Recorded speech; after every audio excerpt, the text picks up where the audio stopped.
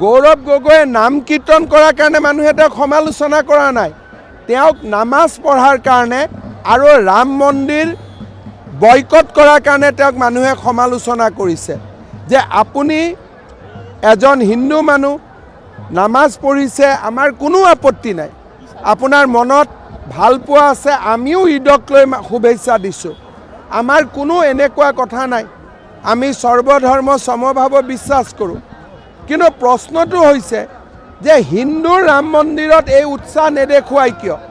আৰু এনেকুৱাত আমি পলিটিকেল কুৱেশ্যন সুধিছোঁ আৰু ৰাজনৈতিক কথাত মহাপুৰুষ শ্ৰীমন্ত শংকৰদেৱক টানি আনি গৌৰৱ গগৈ মহাপুৰুষ শ্ৰীমন্ত শংকৰদেৱক একেখন আসনত বহোৱা কংগ্ৰেছৰ ধৃষ্টামি।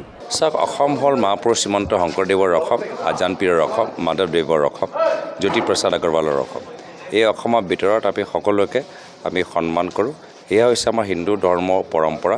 আমি প্ৰত্যেক ধৰ্মীয় অনুষ্ঠানত গৈ আমি সেই ধৰ্মীয় অনুষ্ঠানক আমি সন্মান কৰাটো বিচাৰোঁ। আৰু তাৰ ওপৰত আমাৰ প্ৰচাৰ ইমান ভালদৰে চলি আছে। মইতো সেইটোৱে লৈ অবাক যে মুখ্যমন্ত্ৰী হিমন্ত বিশ্ব শৰ্মা ডাঙৰীয়া আৰু মৌলানা আজমল চাহাবৰ কথাবোৰ মাজত ইমান মিল কেনেকৈ আছে? দুয়োজনে আখৰে আখৰে একেখিনি কথা কৈছে, মানে ইমান মিল, মানে একদম মানে টুইন ব্ৰাদাৰ্ছৰ মাজতো ইমান মিল নাথাকে যিমান হিমন্ত বিশ্ব শৰ্মা ডাঙৰীয়া আৰু মৌলানা আজমল চাহাবৰ কথাত মিল আছে। নিশ্চয় ইয়াৰ ৰহস্যটো সকলোৱে ৰাইজে গম পাই গৈছে। তেওঁলোকে যিমানে কৈ থাকক, যোৰহাটৰ ৰাইজৰ আশীৰ্বাদ আমাৰ লগত আছে আৰু আমি যোৰহাটৰ ৰাইজ হৈ আমি মাত মাতিবলৈ গৈ থাকিম।